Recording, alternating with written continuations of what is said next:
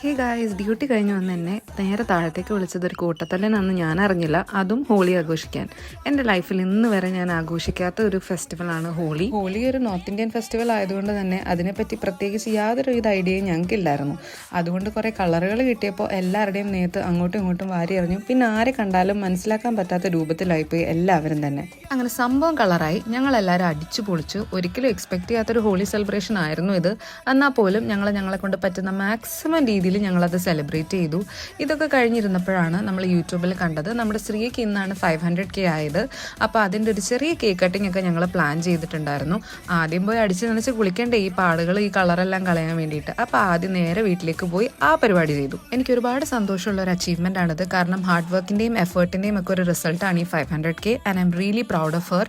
അപ്പോൾ ഞങ്ങൾ താഴെ പോയി കുറേ പടക്കമൊക്കെ പൊട്ടിച്ച് ഞങ്ങൾ നല്ലപോലെ എൻജോയ് ചെയ്തു. നേരെ പോയൊരു മന്തിയൊക്കെ കഴിച്ച് വീട്ടിൽ വന്നു സുഖമായിട്ട് കിടന്നുറങ്ങി. അപ്പോൾ അത്രയുള്ള ഇന്നത്തെ വിശേഷം.